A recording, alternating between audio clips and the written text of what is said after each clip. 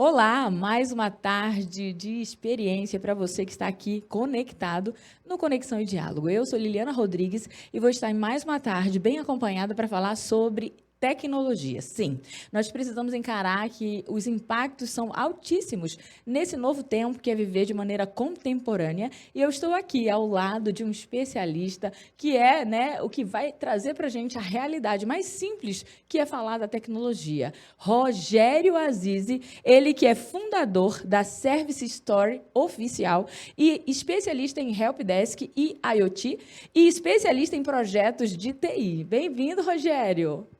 Muito obrigado. Eu me sinto lisonjeado, feliz pelo convite, surpreso, de verdade. Olha só, nós hoje estamos numa pauta talvez fácil para algumas pessoas quando a gente fala de tecnologia, ou se resume a um cenário apenas vinculado a um telefone, a um computador. Vou falar de maneira bem rasa. E essa tecnologia diante das facilidades operacionais, automatizadas. Mas eu acho que falar dos impactos da tecnologia na educação, na saúde, na segurança pública, é mais amplo para a gente entender como nós mudamos e como alguns negócios eles entraram com essa facilidade para a gente ganhar mais tempo.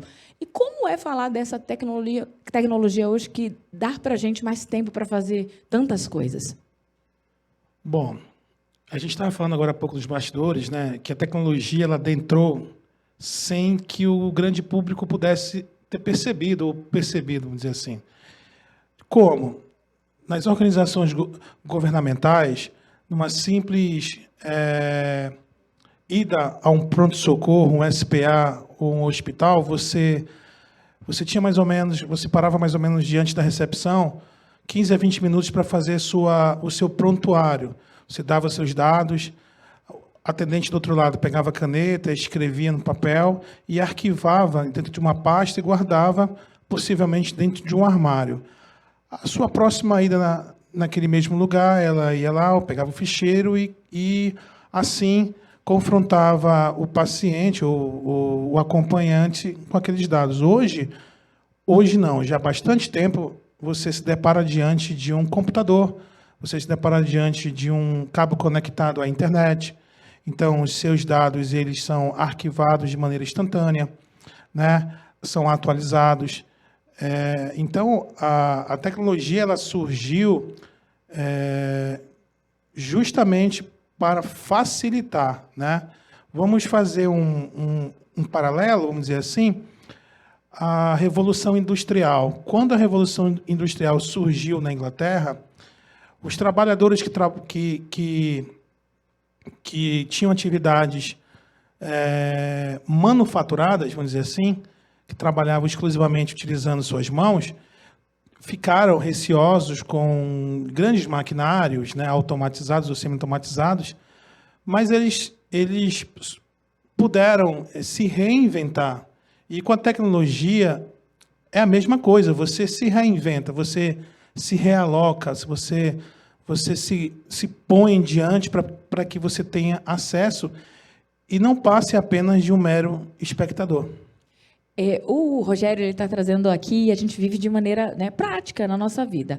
Hoje, para ter serviços em atualizações e emissões de documento, para você que é um condutor, hoje a própria carteira de habilitação ela está lá à sua disposição no aplicativo, digitalizada. Você, quando vai talvez matricular num curso de ensino superior, você chega numa secretaria, ninguém mais está recebendo o papel, tudo está digitalizado e arquivado lá nesse ambiente. Então, eu estou falando de situações reais.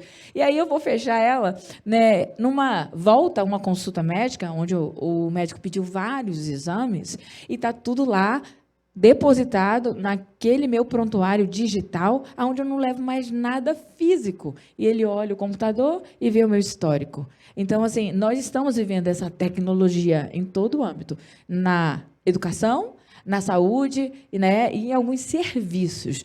Mas, Rogério, a gente ainda encontra, eu vou chamar uma velha guarda, vou chamar dessa maneira, que ainda não está ambientada. Sabe aquele vô e aquela avó que diz assim, mas eu não tenho nem e-mail. Ele sabe que existe um e-mail que é necessário, mas eu não tenho e-mail. Ele recorre ao filho, ao neto, que já tem, para trazê-lo para essa atualização. Eu acho que dos ambientes dessa sociedade é o que tem sido mais desafiador, colocá-los dentro desse cenário. Na verdade, não só os avós, né, as pessoas que relutam com a questão da tecnologia, mas existem profissionais autônomos que pagam um preço, hoje pequeno, mas pagam um preço por não trazer, vamos dizer assim, se adaptarem à tecnologia, deixar um pouquinho de lado, colocar alguém trabalhando para ele ou por ele.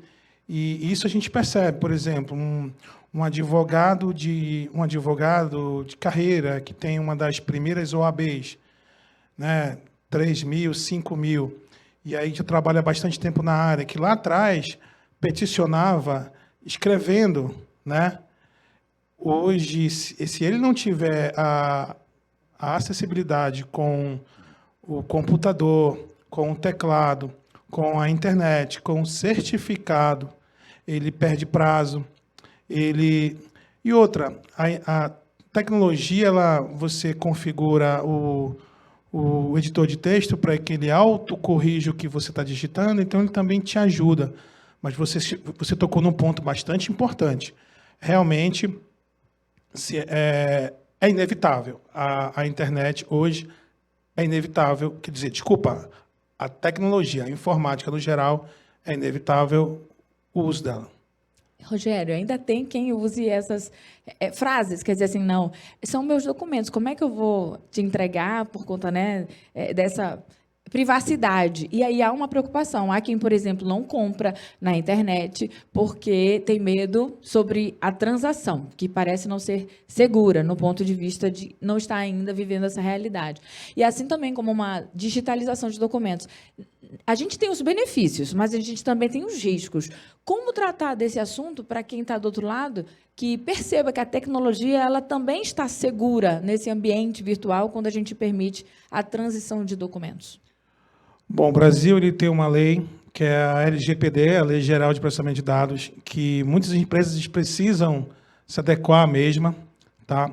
Justamente para que os dados sejam protegidos, porque, infelizmente, existe esse impasse, esse embate, esse muro, que muitos usuários, por não confiar nos seus dados enviados ou recebidos através da internet, eles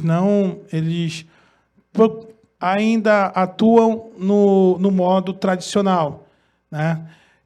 Mas assim, o que eu posso lhe adiantar é que empresas investem em tecnologia na área, vamos dizer, de proteção dos dados, né?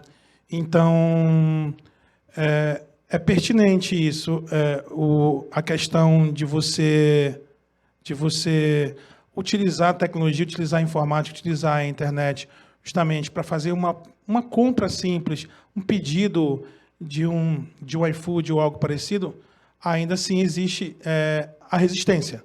Mas, com o passar dos anos, as coisas estão mudando. Porque, volto a repetir, você tem... só uma dica que vale a pena lembrar. Toda vez que você acessar um site para fazer uma compra, lá no cantinho esquerdo, verifica se antes do HTTP tem um cadeado. Esse cadeado significa que esse site é protegido. Então, pode sem medo algum. E se você se sentir enganado ou for enganado, bata o print da tela e denuncie para a Polícia Civil do seu estado.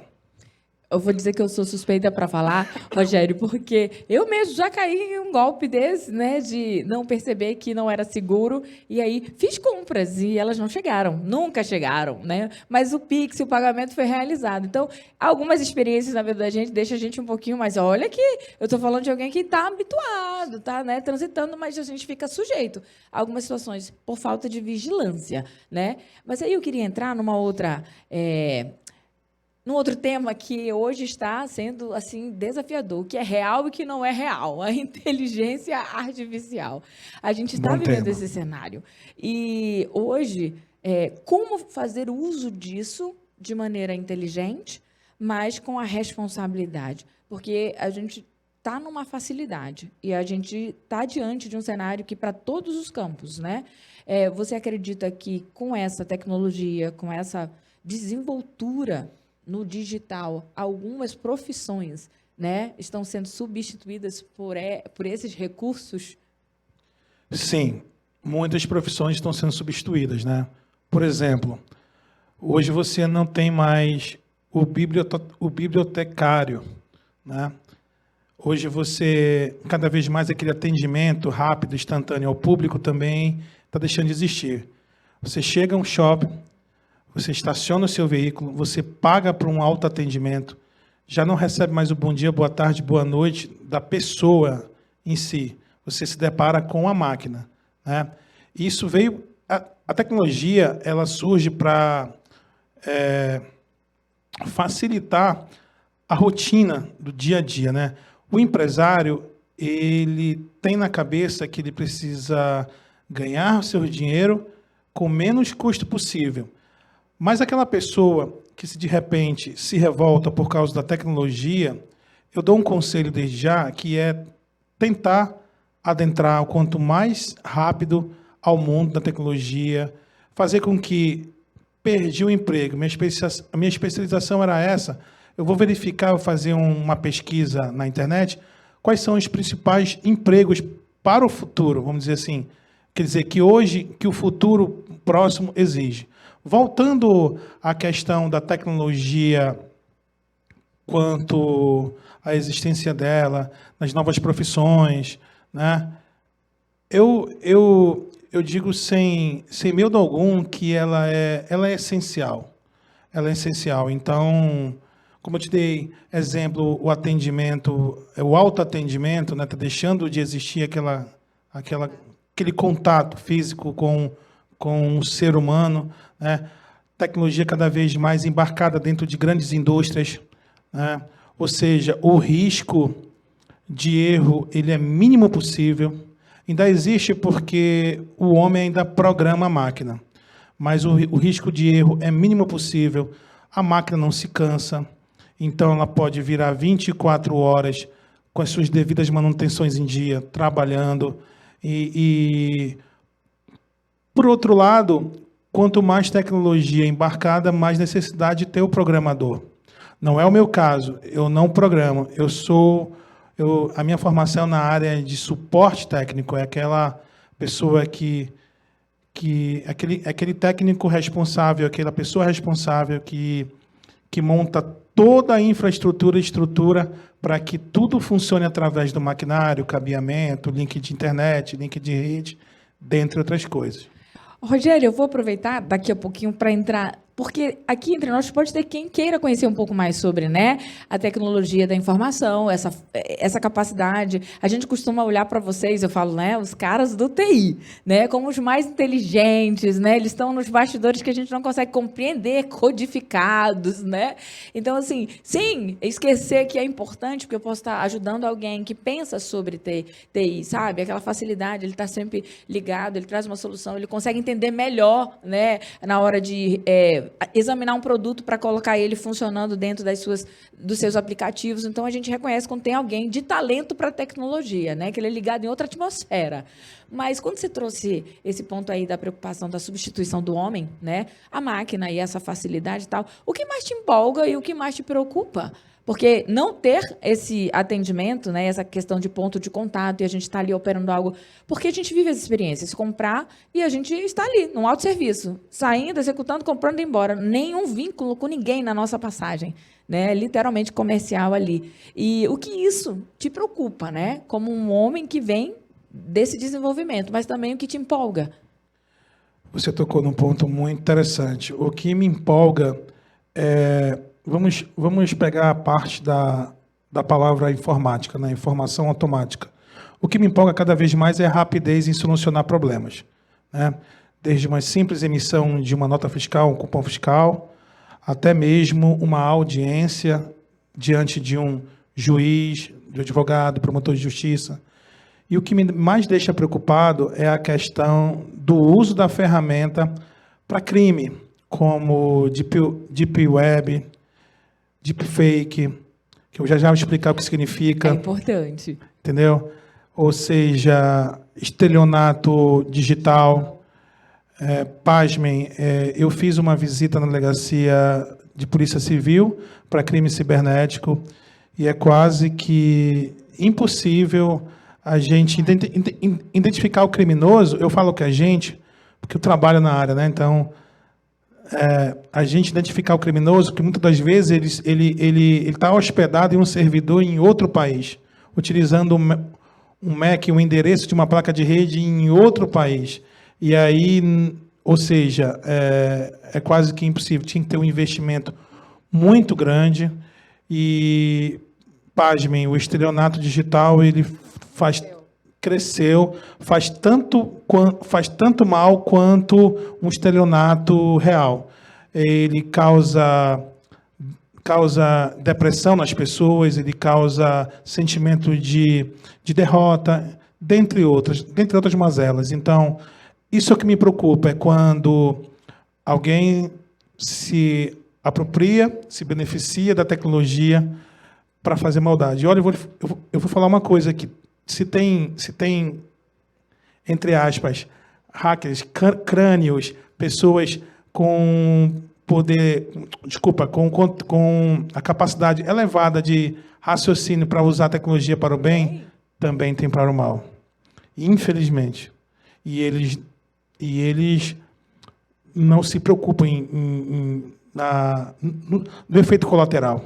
E aí eu diria já, né, deixando na mão de vocês e na sua mão, Rogério, a certeza de criar ferramentas de proteção para que a gente possa ter os números indicadores mais baixos possíveis, porque à medida que nós entramos nesse campo, que é a facilidade, que é viver a operação fácil, né, de deslocamento, tempo, comodidade, que é tudo que envolve, né, a parte comercial e que nós temos e vamos continuar construindo, é nos assegurar de todos os modos. Então, a responsabilidade se torna maior para vocês que estão nesse, né, muito maior. Programador, desenvolvedor, enfim, os que são, de fato, criativos do digital e que operam essa máquina, né? Para você ver como é crescente, hoje você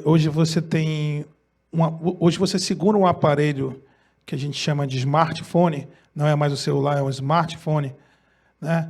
Que quase 15, 20 mil reais, 15 mil reais, ou seja, você fica preocupado com o processamento de dados que ele vai gerar, com a quantidade de memória, né, com a questão da câmera. Então, você tem ali, como é que eu posso dizer, uma loja de tecnologia a tiracolo, no bolso. Você tem de 15 a 20 aparelhos em um único só objeto, em um único só ferramenta. Então, realmente, não se vive mais sem a tecnologia.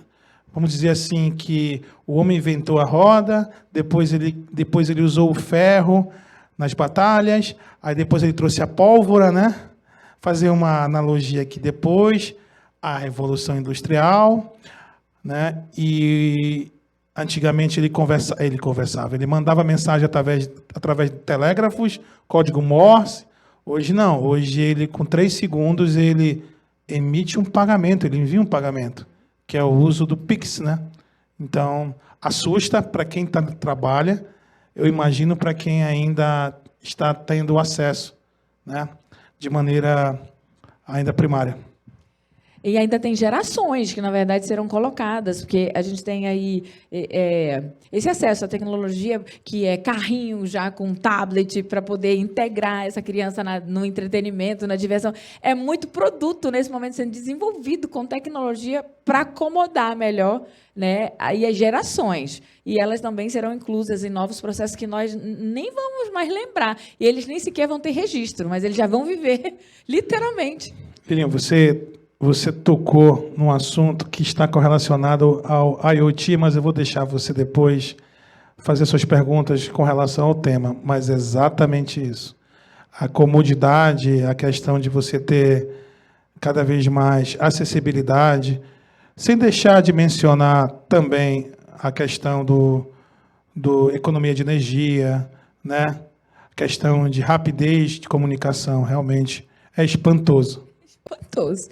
Nesse seu trabalho, né, de projetos, entregando tantas riquezas, né, que são soluções para muitas empresas, governo, né? Enfim, prefeitura. Eu acredito que a atuação é nesse nível aí.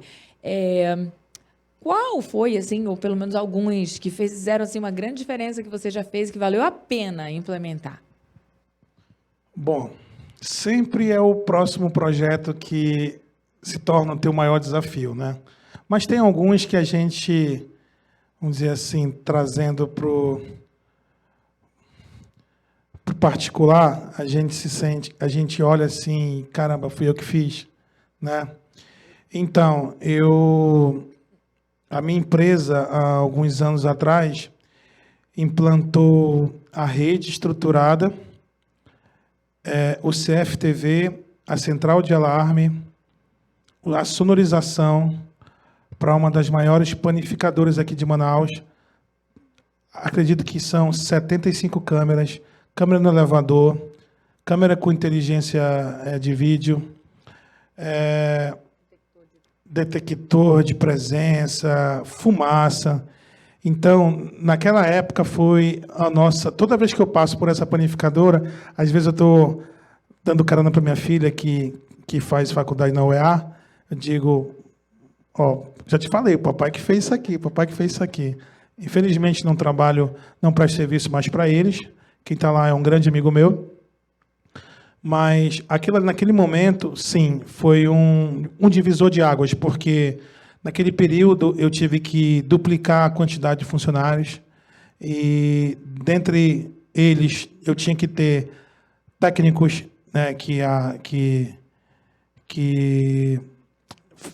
estivessem por lá como responsável técnico, né, porque a tecnologia, você não pode brincar com a tecnologia, porque ali você está lidando com o tempo do cliente, com o dinheiro do cliente, com o desejo o desejo do cliente e aquilo que ele almeja, né, que é de soluções rápidas, né? E eu tenho um outro, está por vir, vamos dizer assim, duas grandes, eu vou dar um spoilerzinho aqui, eu não vou dizer os nomes das instituições, mas a minha empresa está prestes a transformar uma universidade, um centro universitário aqui de Manaus como primeira empresa inteligente. Ou seja, vou controlar os ar-condicionados, todas as luminárias. Para se ter uma ideia, a primeira parte do projeto eu vou trabalhar com 519 condicionadores de ar e cerca de 180 interruptores, com 2, 3 teclas cada uma. Que benefício que eu vou levar para esse cliente? Ele, além de ter o controle efetivo do on e off dos ar-condicionados, eles vão ter... A gente vai parametrizar o tempo de uso, equalizar a temperatura.